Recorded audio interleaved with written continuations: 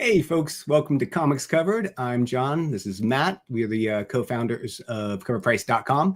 If you don't know what CovrPrice.com is, we are a collection management service and a price guide for comic books. We've been growing for the last 8 years, and you sign up, get a free trial, check it out, see if it works. We basically aggregate sales data, tell you what everything your collection's worth, do all the hard work. So all you have to do is kind of enjoy your collection and go hunt comics. So fun stuff. So if you're not a member, sign up. Today we have some fun. Wait. One bit of housekeeping right before we get into it. If you guys haven't, here, let me share my screen. Let's go to the survey. Yes. So, is that me or you? I guess that's me. That's you. All right. So on the front here, you'll see the first tab is the collector survey, which is basically, if you click on that, it'll bring you straight into it if you haven't done it already. This is me. I was testing it, so I'm on question 7, and I don't know how to go back. But if you go back, you'll see some of we're giving away 2 graded books. We're giving away a J. Scott Kimball Black Cat ASM book. I'm blanking on the issue number, and Edge of Spider-Verse 3. We'll go back to the homepage. You'll see the images of the comics. Yeah, we're giving away about $500 worth of comics as a thank you for filling out the survey. It's all about your comic collecting habits and what you're interested in, and it tells us how to make a better website for you guys. So if you're interested, check it out, win some comics, hopefully. And there's Will Jack. It's right here. So yeah, Amazing Spider-Man 607 and Edge of Spider-Verse 2. My brain was completely off. This is about a $300 book, which I think is undervalued right now, and this is a $150 to $200 book right now in a 9.6. It's a pretty good looking 9.6, so it might be a good case to crack that and send it back in.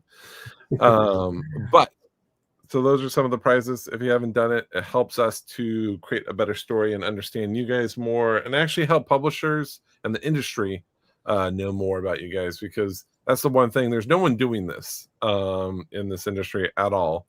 So it's nice to actually provide some data to those folks and kind of just see where your heads are at in terms of collecting, which will be good because it's a different market than it's ever been before, and it's kind of fun. So indeed, let's get into that. But meanwhile, as John was leading into in the beginning, I think it's time to get jacked.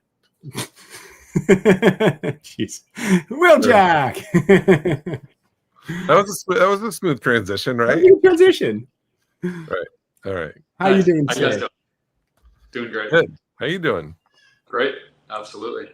Well, we're big fans of you, absolutely, and we can't wait to get into your stuff. And dig into... Likewise, to touch on what you guys were just saying, you guys provide a super valuable service to not only collectors but to artists.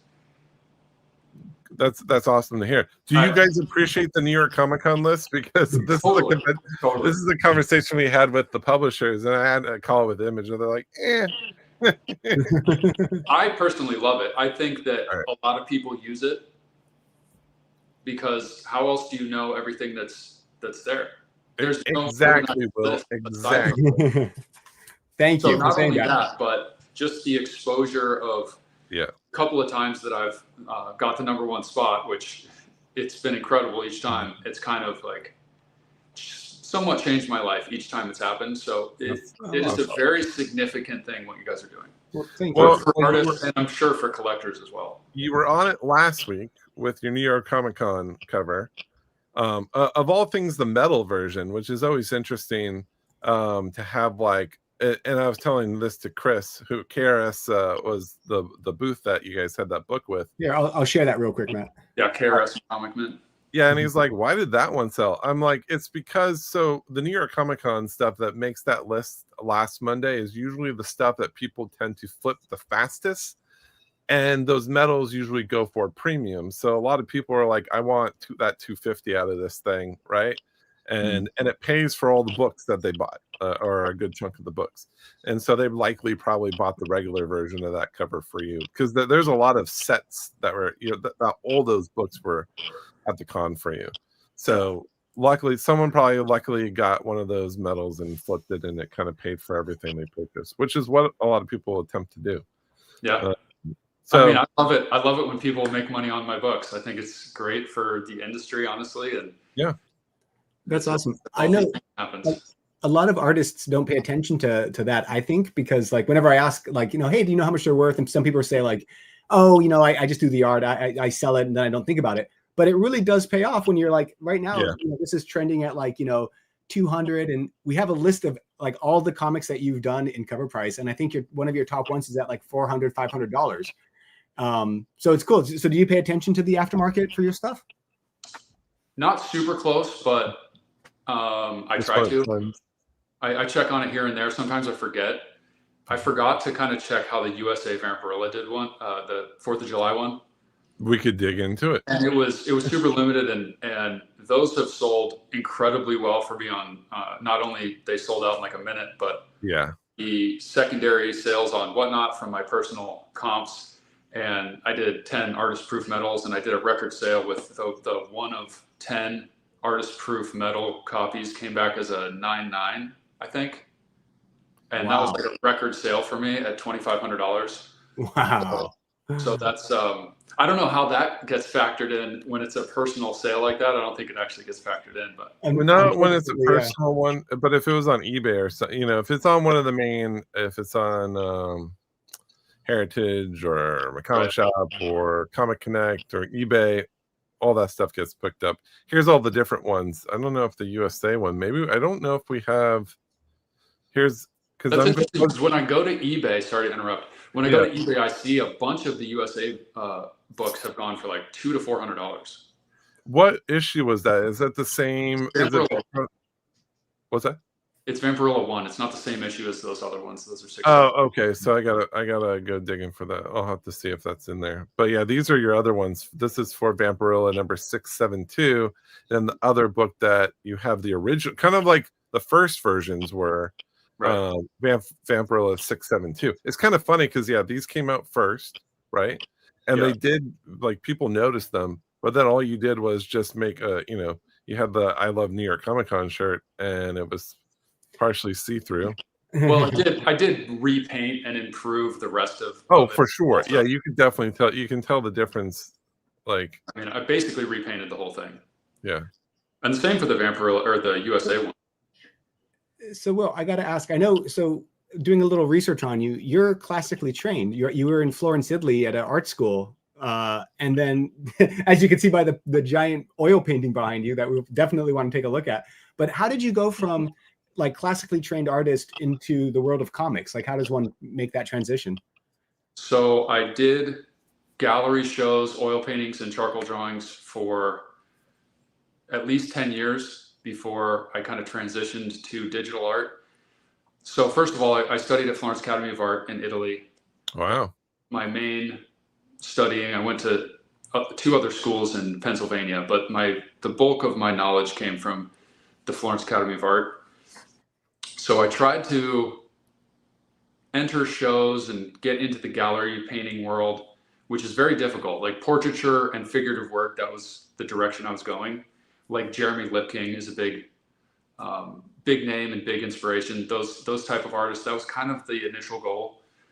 And as I struggled to find the success that I wanted there, even though I won some pretty good awards, it wasn't getting, the wheels weren't happening. They just weren't turning the way that I wanted them to. And so I started to build a character concept art portfolio. Basically, I lived in LA. I thought that would be a good avenue to go for work for hire type work. And as I was building that portfolio, I was approached by, shout out to Matt at Trinity Comics. He's the one who got me in the industry. So he basically said, do you want to do a couple covers? I think your art would be good for it. My first cover was with him and the Comic Mint. So I've known the Comic Mint since the beginning. That was in 2000. And the next couple years, I just put out not a ton of covers because I was still kind of doing other things. Yeah. Then it started to get legs. When I did my first DC cover, was a Batgirls cover in like 2022. Yep. And then the last 2 years, I mean, it all really started when my momentum started when my Power Girl 1053, Action Comics 1053, I want to say it hit cover price #1, and I wasn't really aware of what that meant at the time. And I remember meeting you at San Diego, Matt, and I thought it was cool, and I could kind of tell that there was some buzz around the book, but I really didn't understand what was happening. It was a much bigger deal than I realized. Yeah. And after that, there was a lot more people knew who I was, and things started to roll. Yeah. And then last year at New York, I had just decided to kind of run my own store, the wheeljackart.com store, and kind of be my own retailer, right? Buy the print runs and do the whole thing. And so the I Love New York book sold out. And then I did my store version, which was the pink version of it. And those two books hit #1 and #2 spots on CovrPrice at the same time. Well, and I mean, they were probably the two hottest books of New York Comic Con last year. One was Absolute Batman, the Akira homage, which then launched 1 billion Akira homages over the past year. Literally, I think every month there's a new one. And then it kicked off your Vampirella covers, which then obviously showed that it turned into like a series of different covers. So it was, which is like they kept selling out over and over and over. Yeah, so those two books hitting #1 and 2, I feel like was the best thing that ever could have happened to me. So I credit you guys for having this platform, because after that there was just a buzz around my name, and then I got on the Popkill books, which happened to be very hot this year, and everything has been selling out. People love the covers, and I'm just in this place where I want to keep delivering. You know what I mean? It's challenging. It's amazing, but it's also a little bit daunting of like, okay, how do I keep one-upping myself? Yeah. Well, I mean, I have the Popkill books here, John. Oh, okay. Yeah, I'll take this off. So, yeah, I mean, you can see your art, your process and stuff in it, because like some of your stuff is more like, I know your gun hunting stuff is a little bit more like almost like a person, like a less what do you call it, like stiffer kind of like positions, and then your other stuff, like the Harley Quinn stuff that you do, and it just looks so realistic. You can see the shading, and you can see like the lighting, and like you can tell that you're classically trained. You can see like all the anatomy like reflecting properly. It's like, it's amazing. It really is great work. Thank you. I feel like I've grown a lot too. I've put so much time in the last few years. I feel like I'm hitting my stride right now. Yeah, I know I can get a lot better, but I feel like I'm kind of finding my. Whoa. Easy, Matt.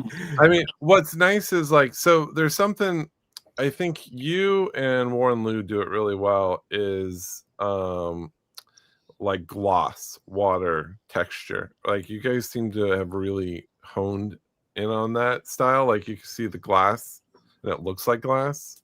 And you can kind of tell, like, you know, you can tell that this is latex, you know, like it's got to be really hard to do the right type of shadowing and, you know, to make that look like, you know, like a plastic texture.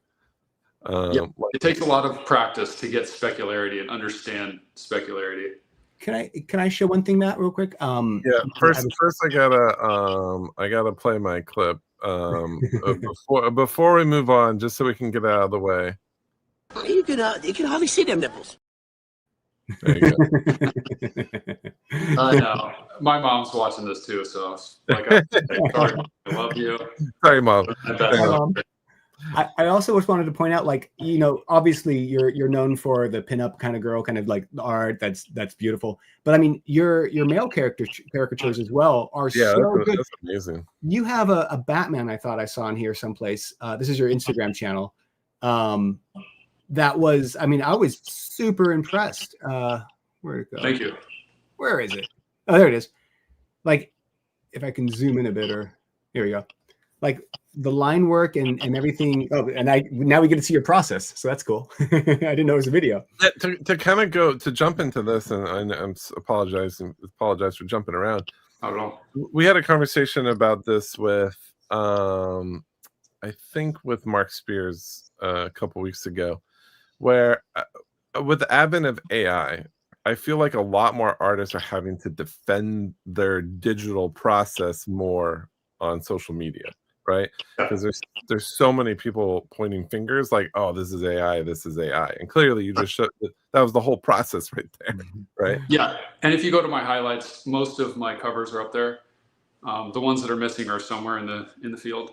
So yeah, I mean, there was with all this stuff comes some finger pointing, and so I just started recording every single painting that I do, as well as doing more oil paintings, doing more traditional art, drawing on stream from scratch, blank piece of paper, which not a lot of people do. So I think that helps my brand, and it's you can sell that stuff too, which is like you can sell it for thousands of dollars, where it's kind of a missed opportunity not to put a pencil to the paper. Yeah. But some people want to move through covers really fast, so yeah. So this was I mean, look at. I mean, okay, there's more nipples, but like but the shirt, like I can't tell you how hard that is to do, right? That layer, right? The way that the shirt lays, the wet look of it, is, I mean, it's, aside from being boobs, it's very impressive. Thank you. I personally pride myself on portraiture.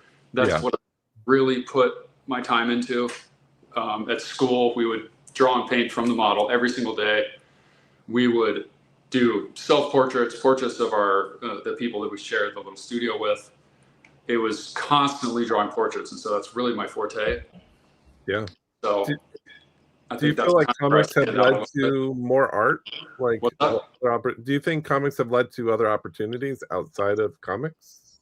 I have no interest anymore. Oh, really? Yeah, I'm all in. Oh, you're all in. Nice. I mean, it has led to other opportunities that I've turned down. I turned down a lot of stuff now. Sure. Yeah, I'm all in. Like, it's been good, and it just makes me want to keep going and do better.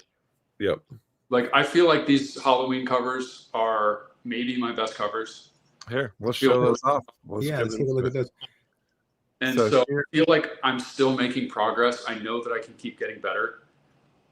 And just getting this kind of excitement for my product makes me want to keep doing it, which is a great feeling. So what issue? This is Popkill, right? So this is Popkill 1. This is Halloween special Popkill 1. Halloween special Popkill 1. And then what are these limited to, and where can people buy these? These will be only available at willjackart.com. They will not be at any other retailer site, not before, not after, only at willjackart.com. However, I'm doing a back-to-back stream with Comic Tom and Davis Ryder on next Thursday. Okay. And we're going to have a few of these in hand with a special remark just for the streams. So we're going to auction a handful in each of those streams ahead of time. Other than that, it's just willjackart.com. And we actually teased the Mummy one on Comic Tom's stream earlier today. Oh, fun. He has the physical book in hand. I haven't yet somehow, but Davis also has them in hand, and we're gonna show the red one on the demon one. It's gorgeous. How fast does someone reach out to you to buy the original art now? I've never put it up on my website. Oh, wow. First of all, these are digital, so a lot of these don't have original. Okay. Are you going to start doing original art to then transfer into digital just to have it? Because I mean, people want that for sure. So I've done it, but it's kind of backwards for my process, right? My process, when you watch my time lapses, I sketch it out, I send the sketch in. Once that's approved, then I start throwing color underneath the sketch digitally. So it's kind of counterintuitive and backwards to do a piece of original art, paper, when I'm doing a digital piece. If I'm doing a painting, it's a totally different thing. I would just do the painting. I would do the same sketch digitally, send the sketch in, and then transfer that sketch to the canvas and then paint. And then I have a piece of original art. But I haven't been doing the original art for covers just because I haven't really needed to, and it's not really part of the process. It's kind of an extra thing. And a lot of people do reach out and say, hey, can I get a piece of original art for this cover? And I'll retroactively do that with the understanding that it's like, it's the associated art for the cover, but it's really not a preliminary piece. Although I have done that a few times. So it's kind of early on when I needed that source of revenue. Just before we move on for these, let me bring it back up. So they're asking, will there be any prints, and when do these release on your site? These release Halloween morning, 9 a.m. Pacific time, noon Eastern. Okay. They are going to be limited. Oh, sorry, we'll keep going. I was going to say they're going to be limited. I don't know if I should say it or just release that info the week leading up. It's going to be very limited. This is going to be a lower print run than the last couple books. Oh wow. What did you say it was? Or are you holding that back for a little bit? Well, I didn't quite decide on the number, but Sure. it's between two close numbers. Okay. I guess I could just commit to a number right now. we don't want to put you on the spot. There's no pressure. It's more you want it to be higher. It's going to be much less than 1,000. So I did 1,000 on the last 2 books, I think, because I got a lot of people that were kind of unhappy that the low print runs, they missed out, and they kept missing out, and they kept missing out. Yeah. I really do like the low print runs. I think it adds value for the collectors, and I think it's cool to just have a limited product. My whole brand is kind of quality over quantity. Sure. So I put out less covers than most artists. I do basically a cover a month through the year, and I'll do 2 versions of that cover, but I'm really just doing like a cover a month, which is far less than most. So I also like having the lower print run numbers. We have tracked you at a total of, we pulled all your numbers, and this is going to be public in the future, but you have 132 covers that we've tracked. You want me to share that screen, Matt? No, because this is our internal stuff. So that covers all different versions. Right. That includes all the different versions. Right. That's every type of different version of those covers. Right. So when retailers would have a book, they would do like a trade dress, a zoomed out, a zoomed in, and a zoomed in. 4 books. Yep. Technically, but it's how much control do you have over that as the artist when you do a collaboration with like a DC character, for example? Do you come with an idea, or do they present an idea to you and you have to kind of work in that frame? I have a lot of creative control. I also have a little more say now, and so I can kind of control the output. Like I totally appreciate the retailers I work with. Shout out to the Comic Mint, KRS Comics, Eastside Comics. These guys have treated me very well. But as I'm kind of transitioning into doing my store variants, it changes things a little bit, and I really want stuff to be limited. I don't want to have a ton of different versions of a book. Even the Vampirella books that I did a few versions of, like that's retired now. The USA Vampirella, that was the last one. Okay. There's a 99% chance. Let me just throw that. There's a 99% chance that's the last one. That's the right. Popkills from New York, those are retired. I won't be doing another version of those.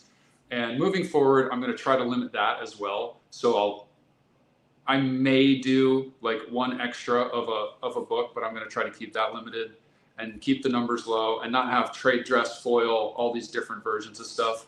I think that's just kind of, people seem to like it more. They miss out a little bit more, but the product they like more. Okay. Yeah. Great. Now that makes sense. Igor says we keep covering your face. So With only when we do the full, like we take over the screen. when we bring over, it centers it. I mean, I guess we could do the whole left justification thing. We're learning, Igor.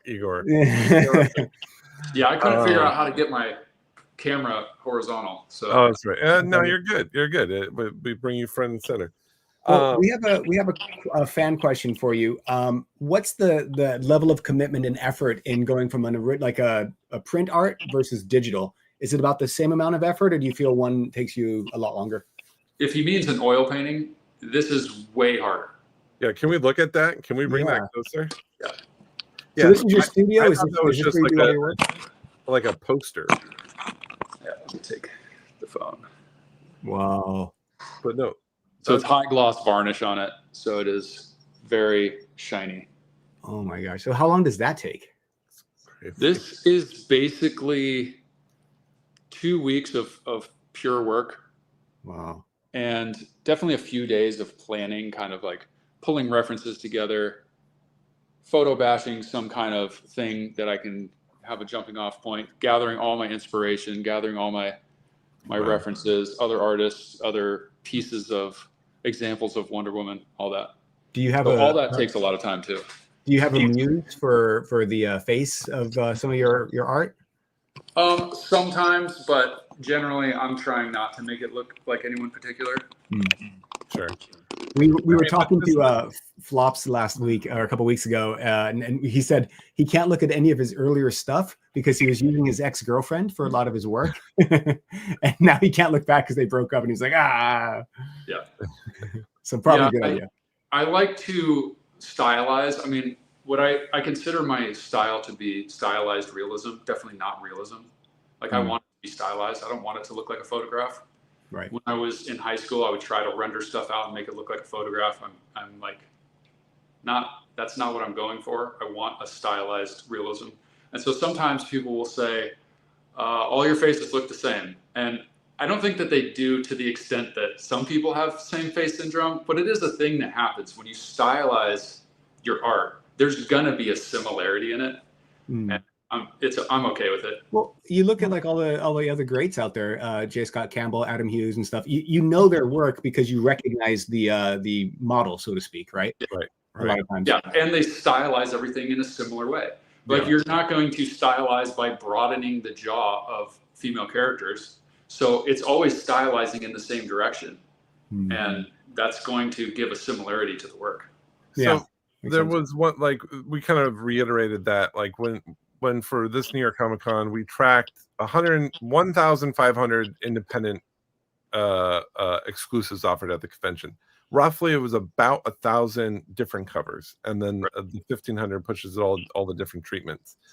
But to stand out amongst 1,000 different covers is really challenging to do because there were amazing artists. You have Perillo in there, you have Campbell was in there, you had Jenny Frieson in there.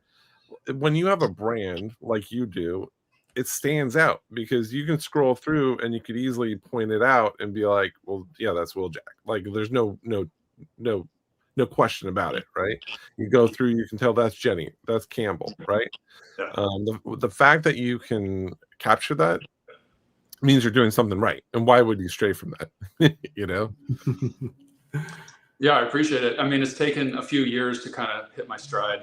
And I do want to get better, and I think I can get better, but I am finding kind of like my style.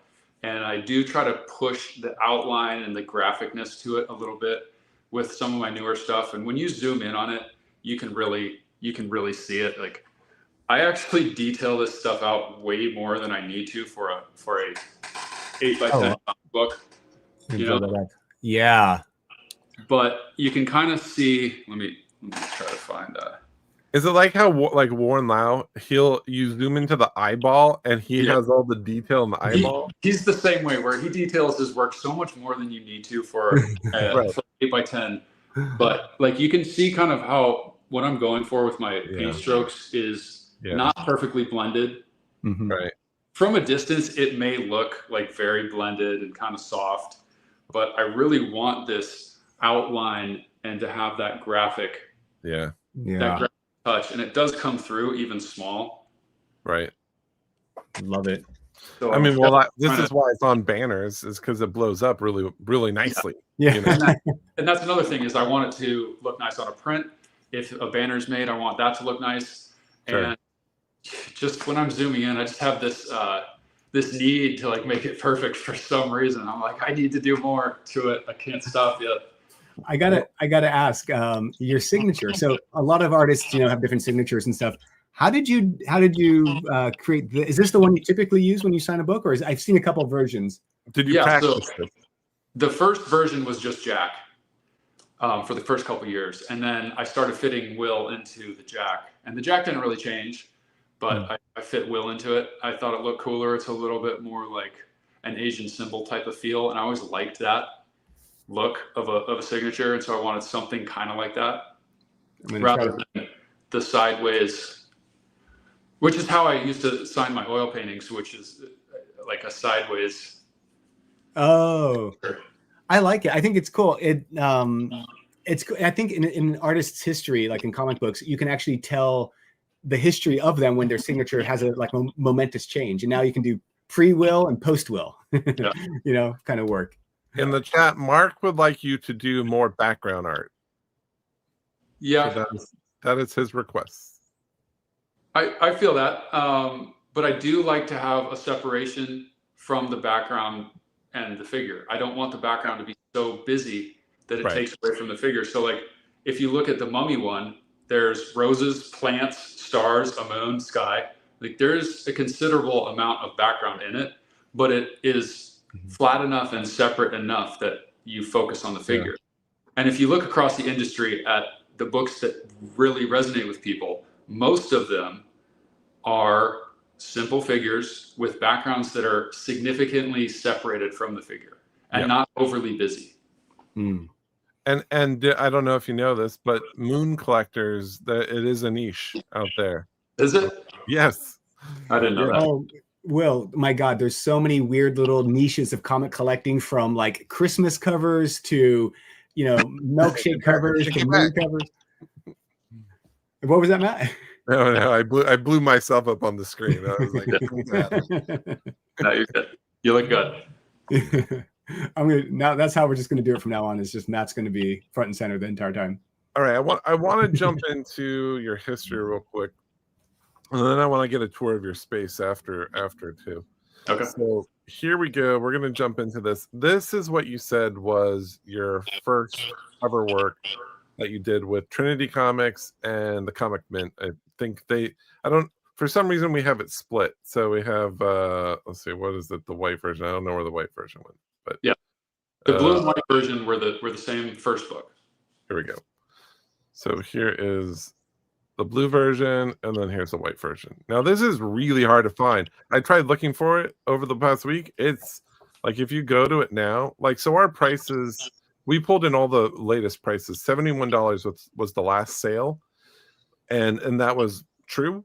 But they're all asking prices are like $250, $400.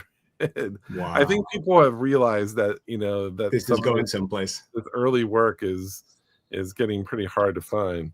It's crazy that there's low prices like that, and I think that if you guys accounted for, I'm not telling you to do this, but if you accounted for whatnot sales, it would completely change the landscape. Yeah. Well, it's something we've asked for, but they don't have an API for it yet. So it's kind of one of those things where, and the problem with live stream sales is that they bring things in to the sales suddenly, right? So it's kind of, it'll be just like book sale number 1, right? And it doesn't have a title attributed to it. Right. It's kind of the way that it runs. It's really hard to track those sales, but right. We'll get there one day. It would have to be specifically logged in to the listing. Yeah, you have to watch it, record it, and see it. The other thing is, for us, when we take in any type of sale, we want to make sure that there's an archive of that sale so people can verify it for themselves. Right. Like when we first started, people would email us and go, "I bought this comic that's worth $1,000 for $10,000, and here's the person who sold it." And they'd write in and say, "I sold it for $10,000," and it'd be like, you know, we don't know if they're trying to pump up that value of that comic, then sell it someplace else and stuff. So we're trying to, you know, always audit and make sure everything's as up and up as possible. Yeah, but in theory, people could do that if they're willing to take the 16% hit or whatever eBay charges. Right.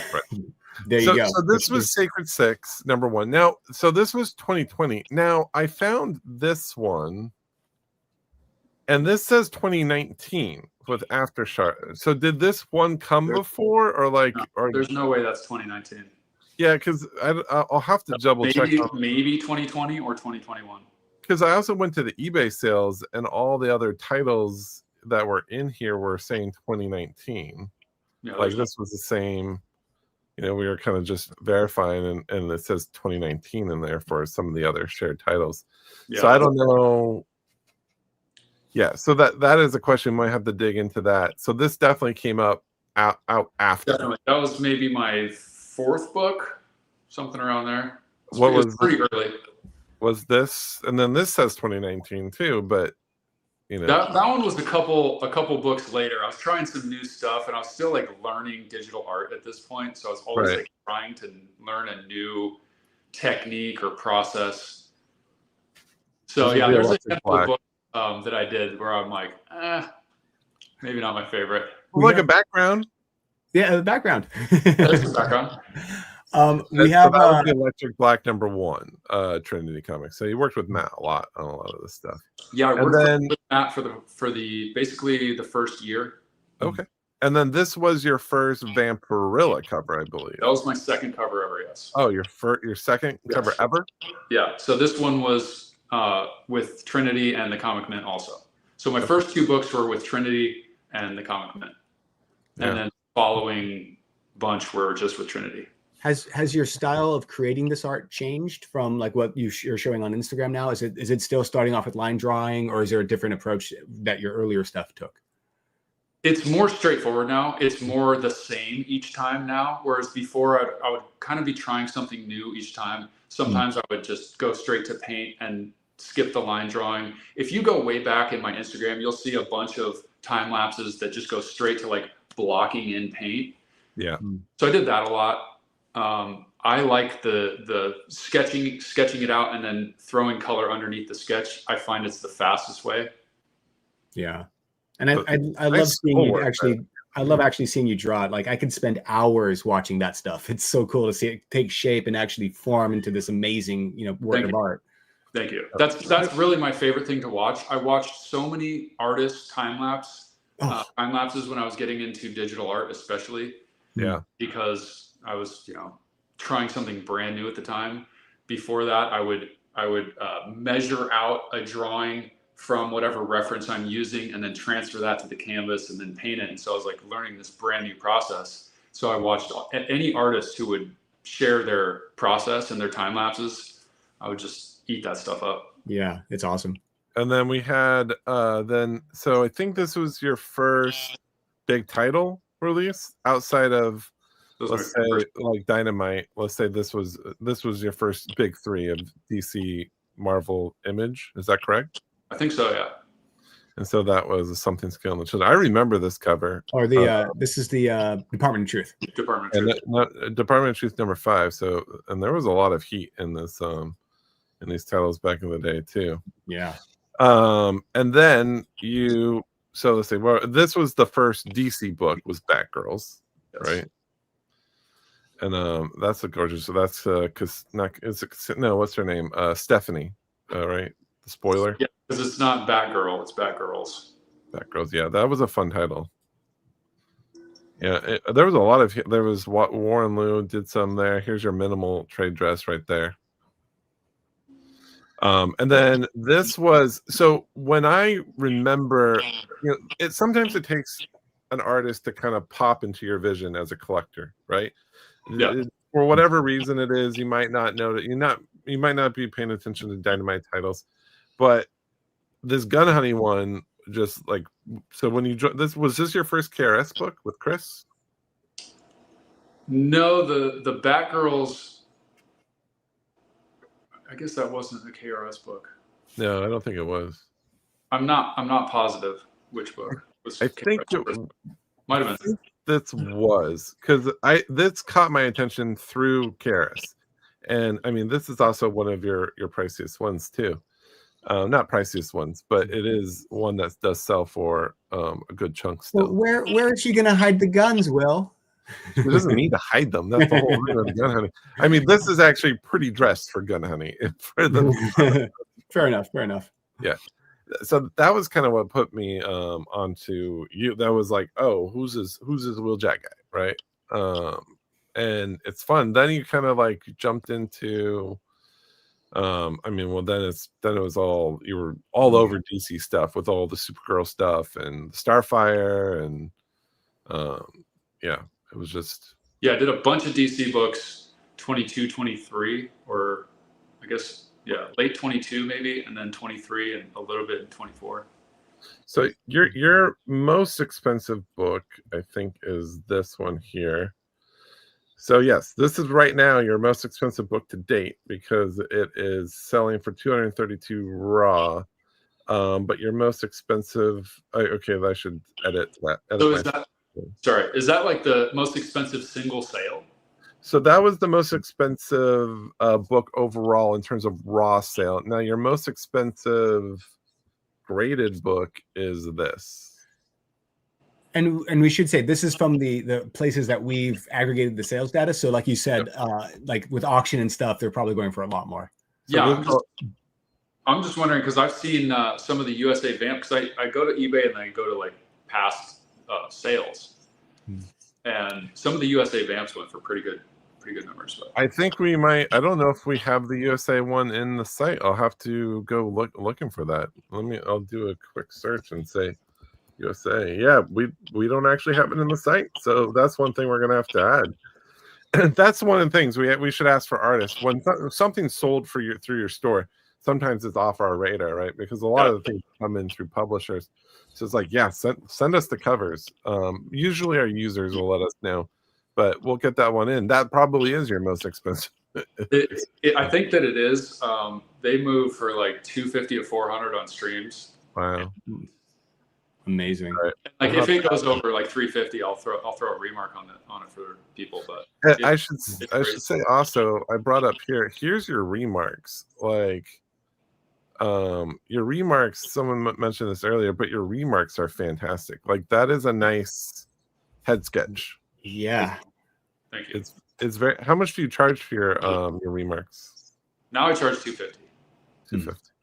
And I used to charge a lot less, but I just got so bogged down with doing them. Yeah. I want to do far less and make more for them. I mean, then if you're charging $250, these are pretty good deals at $220. For you can pick them up on eBay. Right? Donut Junkie 2525 wants to know if you ever do you ever like invest in your own comics and just hold on to them, hoping that the market will change and you can sell them for more? Well, not exactly, but I have a huge collection of my personal copies that I hold on to just so that I have some stuff for streams to trickle out here and there. Otherwise, I'll have nothing if I don't. And the first few years, I didn't have anything because, first of all, my mind wasn't in the Whatnot space yet. And also, I just didn't get enough comps and I wasn't holding on to them, and then they would just disappear and I'd have none of my books. So I do hold on to some and should always hold on to like 5 or something, and if it hits, you'll be like, "Whoa!" And then here's the USA cover right here. Yeah, it's awesome. Well, I definitely put one book aside for my dad's personal collection of every book. Oh, fun! I'm missing a few in there, but it's going to be a pedigree collection someday. Yeah, no, well, I mean, it is technically. It'll be called Dad's collection in about 50 years. That's fun. That is cool. Do you collect comics yourself? Are you a comic book fan and do you follow any characters or anything like that you're into? So not really in my adult life. I loved the X-Men and I really liked comics as a kid. I have like my childhood collection at my parents' house. I don't have the time that I'd like to kind of dive into this industry that I'm involved in. So I do plan to dive into it more. But it's just been busier and busier to the point where, honestly, I haven't had a personal life the last couple years. It's tricky. I think when we started CovrPrice, we were all big comic readers, and then eventually you stop because you just see so many comics, you don't have time to read them all. And then I always felt bad because I'm always like, everyone's talking about it, and I'm like, I don't know that storyline yet. Oh no, okay, but there's no time. There's so much to read. Yeah. But with that said, I'm a huge fan and consumer of the art. I'm aware of maybe not almost all, but I'm aware of a ton of artists at this point. I follow a lot of them. I interact with a lot of them. I learn from a lot of them. I'm inspired by these people's work. So that part of it, I really do consume a lot of. And I'm visually studying what everyone's doing and trying to, not copy what anyone's doing, but absorb different techniques and styles and kind of like take bits and pieces and add them to my style. Sure. Yeah, and see where the trends are going. And like, I mean, comic cover art has shifted, over every 5-10 years. It's a different type of beast, So yeah, to keep up with trends and stuff, you have to. Yeah. Oh, and just the business economics side of it too. Like, you did it through your own site. You controlled the narrative, which is something that, like, J. Scott Campbell has perfected. John Tyler Christopher has perfected. Right? You guys have found this niche that you can go into your own. You don't need a Kickstarter. You don't need Marvel, DC. You can just do whatever you want and release your own things in whatever limited capacity you want, and it sells out. I mean, it's pretty fun to see this stuff. I know, like, Campbell will put 3,000 books up and they're gone in seconds. It's and every time you're like, well, we'll probably do okay, and then it's like gone. You're like, wow, okay. Yeah. It's great, and having the control to kind of dictate where my career goes, I really like. Sure. While also keeping the people involved to help get me here, Who are your favorite artists? You said, here the Igor is asking this too. Are there any artists that are at your top? I know you don't have to. Picking a favorite is like picking your favorite child. So, I mean, absolutely. I have some friends in the industry like Warren Lau. I'm a big fan of his art, and he's a friend of mine at this point. Ji Young Lee, I really like his art. It's super unique. I don't see anybody that does a style like that. For interior art, obviously, Jorge Jimenez is like the GOAT. Sure. Yeah. Dan Mora is right there. Ben Oliver, totally like Ben Oliver. It's kind of like a classical feel to his work. Yeah. Frank Frazetta is somebody I studied back in art school when I wasn't even kind of going this route, because his movement and composition is just the best. Yeah. It also broke the mold of what could be considered a comic cover, essentially. Yeah. Oh, yeah. I mean, his Vampirella is not, his Vampirella is not the modern version of Vampirella that you see every day, but it stood out back in the day. And it's one of those that, like, it's almost like, I don't know if it's a prototype of, but like the girl in the Panther picture of his. Love it.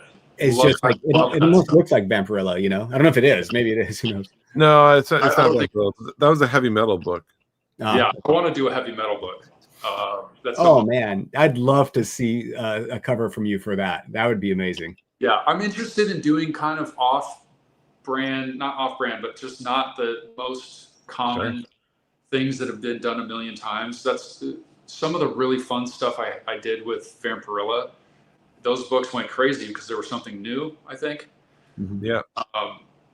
I want to do stuff that hasn't been seen. That's why I really like working with Mad Cave and doing the Popkill covers, because they gave me a lot of creative freedom. They allowed me to do like Halloween covers and kind of really play with the concept and the idea, because it's Halloween and we could get away with that and still like make sense for the book. And I just appreciate them letting me do that with their IP. That's really fun for me, and I think the fans love it because it's something new. Like how many sexy mummy covers have there been? I don't know. I can't think of any. I mean, I actually, when I was looking at sexy mummy covers for like inspiration, I did come across a few, but it's few and far between, stuff that nobody's ever heard of. So, I'm sure Zenescope has done it at some point. Yeah. Zenescope does a lot of really cool stuff. I'm hesitant to go that route because it's very specific genre. Sure. And I'm kind of like trying to toe the line of doing sexy covers. I don't want to get into doing nude covers. I want to stay in this kind of happy zone of pinup and pushing what's acceptable without crossing the line. But I'm also tempted to do Zenescope covers because a lot of the characters are really cool and new, and I feel like I could do something awesome on those. But I like the idea of heavy metal, that type of stuff where it's a little retro. It is. Yeah. I would love to see that. Question from the people watching. Are your Halloween covers going to be offered as a bundle on your site? Yes. Yes. I think they're just going to be sold as sets. I said, oh, okay. So just a set. Cool. And they will go very quickly. I mean, that's. I anticipate them going quickly. People were asking about bots. They're saying that bots. I don't know how much. I think any site they could use a bot and then like put in a bunch of orders and trying to get to it quick. I don't know what your tech skills are, but I don't know if there's a way to avoid some of that. People always say bots. I don't know what the tactics are, but we see the orders. Everyone has a different address. Oh, okay. We limit the orders to what we say the limit is, 2 or 3, whatever.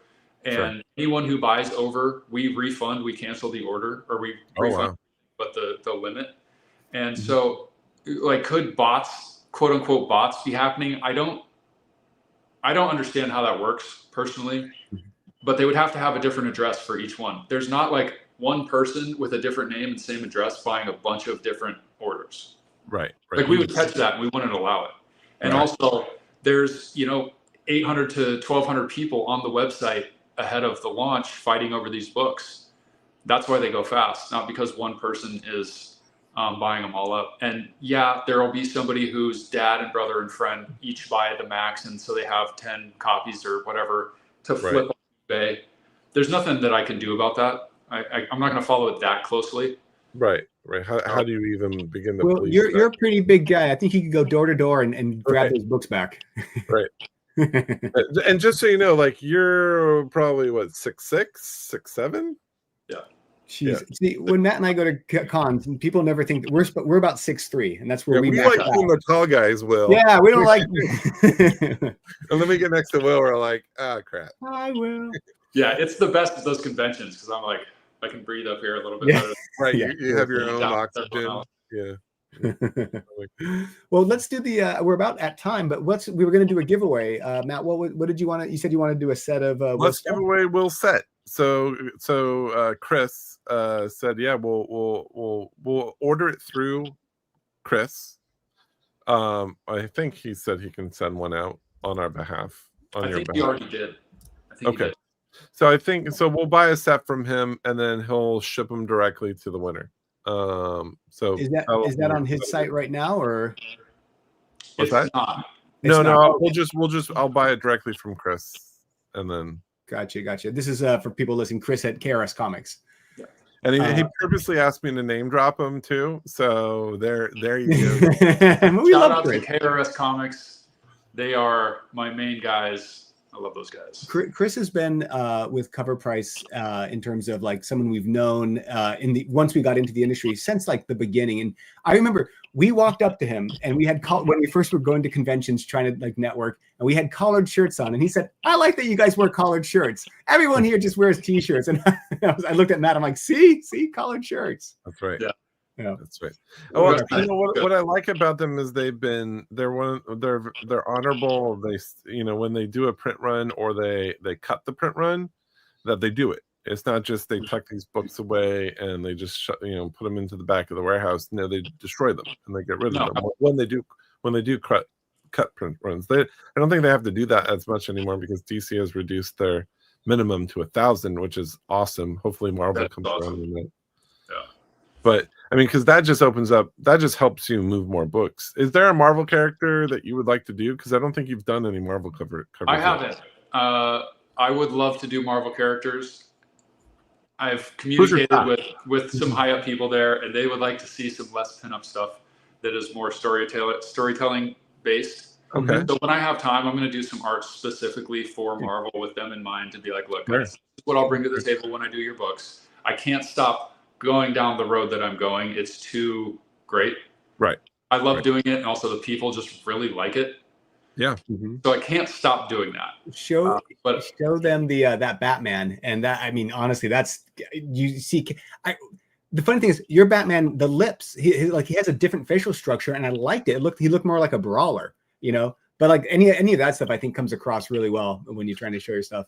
And Igor is also asking, before you retire the Vampirella t-shirt ones, can you make it into a t-shirt before you retire it? It'd be very meta. Of the cover. Yeah, put the Vampirella t-shirt onto a t-shirt.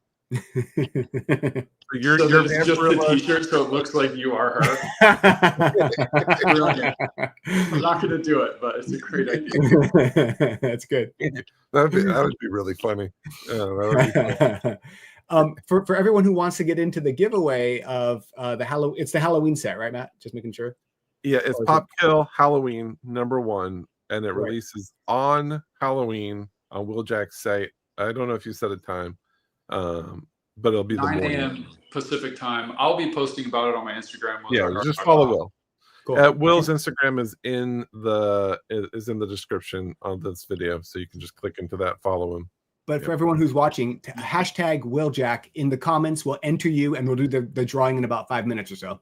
Yeah. So if you win this guarantees you a set already. So and they're going to be hard to get. If it's anything like the last all of the books this year, it will be hard to get. So try to get it.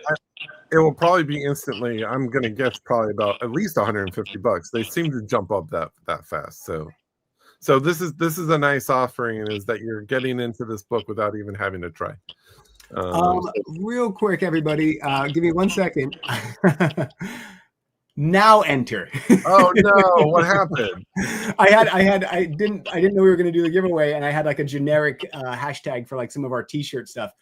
But we are doing the giveaway, so now enter hashtag Wheeljack, and it'll be still entered. hashtag Wheeljack. They just said all our comments are just going to be hashtag Wheeljack. No. Actually, it might have captured it. I'm sorry. I already see about 30, 35, 40 people in there. So never mind. Just do it again. Do it again. I don't want to be responsible for you not winning. All right. One other thing that I've been considering as far as what I could do to kind of expand and try something new that would give me creative freedom is to make my own IP, create my book, potentially collaborate with a writer and interior artist, because it'd be a lot to do it myself. I know Mark Spears does his entire book himself. I was just going to say, why don't you do monsters? Well, do a monster cover. No, I'm just saying you get a monster title, but that is something that is actually really interesting, because I was talking to, there's a lot of people doing, a lot of artists working together to create new IP and new brands, and it actually opens up more avenues. If you have I will step back and say this. There's one thing that this industry doesn't do is good branding on it. Like, let's say Power Ranger symbols, Ghostbuster logo. There's no good branding. If you find a brand and a something that you can build a whole series off of, you'll have something for sure.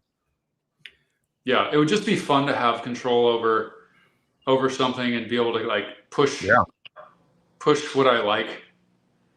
Kind of push the boundaries a little bit. What do you have a story in mind? Sorry, go ahead. I'm sorry, I didn't mean to cut you. I was gonna say, do you have a story in mind or something? Do you have a theme that you're? I have some ideas. I don't have one kind of locked in, but there's some that I'm playing with. Nice. You should talk to Matt. He always has comic book story ideas. He's well, I will. I mean, I'll shoot some ideas around with you. See what it's fun. I mean, so we still talk to a lot of entertainment companies, and because they ping us to like, hey, what's moving in the market? What should we be paying attention to? And the thing that they asked me for is grounded sci-fi, meaning sci-fi with no special effects. You think push, where there's just you're just holding your hand up. Basically that's the thing there, because no one has a budget for this stuff anymore.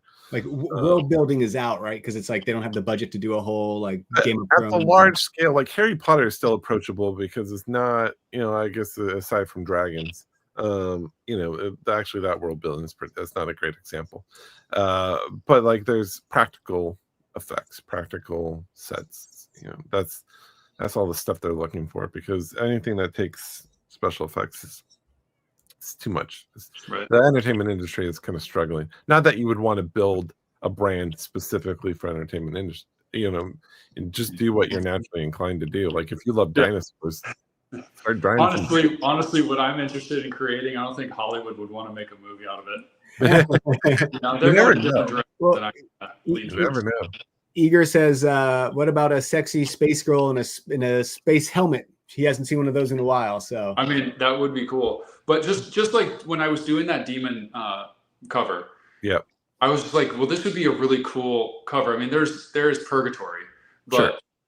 just to do one where there is something new and just kind of a really simple story, not getting too crazy multiverse type stuff going on, and and allow it to be sexy and allow it to be kind of fan service for the people who like that type of stuff.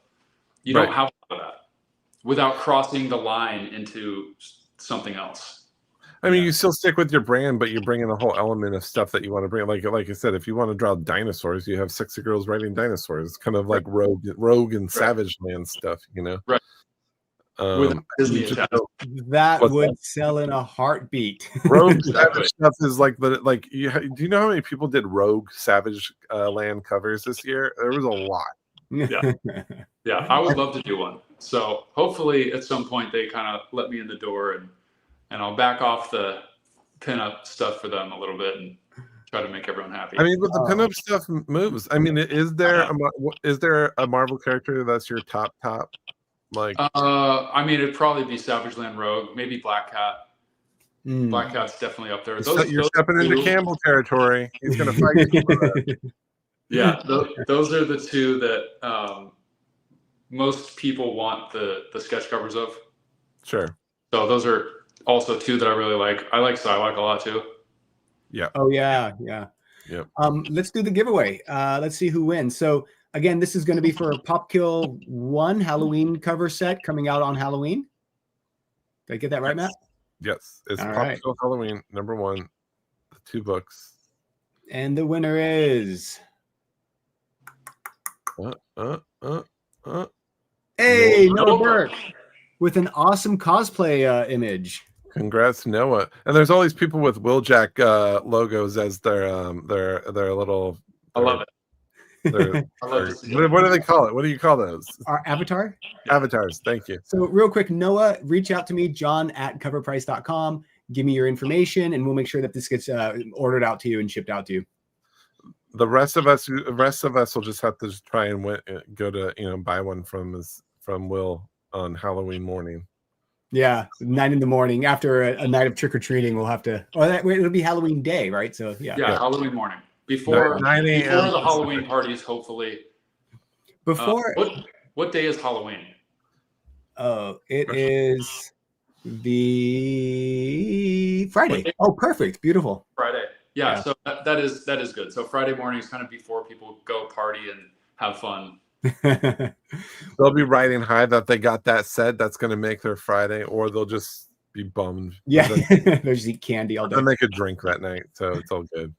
So you might inspire some sexy zombies this year as well. So who knows?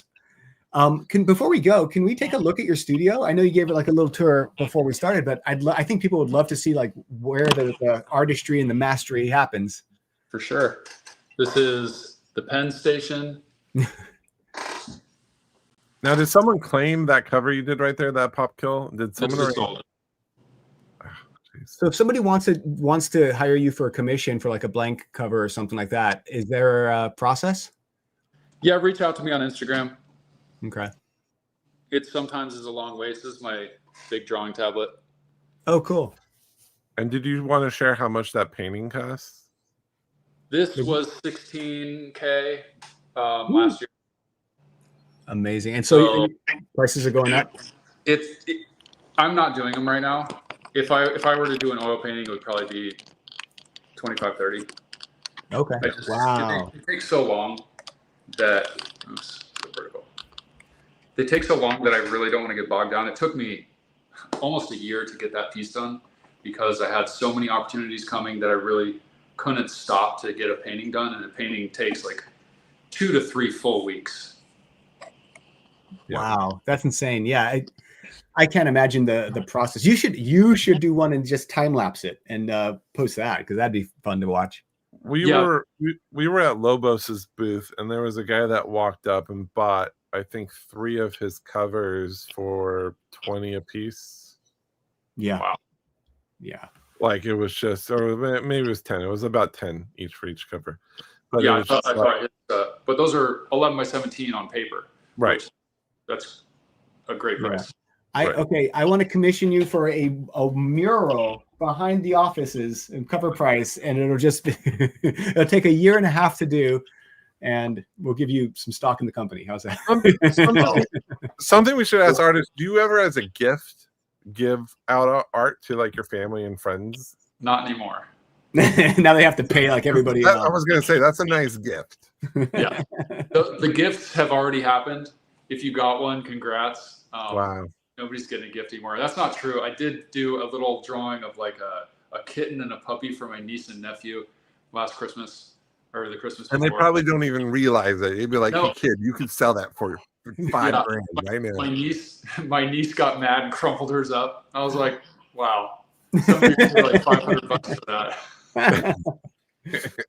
Well, first things you got to teach them the value of money and art, and then give them the or put it in like some sort of case, slab it. Some learning to do. I mean, it's something I always think about because it's true. I'm like, does McFarlane just do sketches? Because I mean, you would never have to give a gift again if you just did a quick sketch. It'd be like, but it takes time. That's the problem. Yeah, I'd rather buy him something. Right. Take this gift. Well, I mean, Pablo Picasso used to pay for his meals by doing a sketch and just walking away. So someday that's the dream. Well, it's no longer the dream. I'm living the dream, and there you go. That's a different path. So, I bet you could do that if you're like, it's to some person, hey, I'll draw on this napkin, pay for my meal, and I bet someone would, especially if it was around a convention. Yeah. No, I would definitely do that for some quick, just for fun. That'd be fun.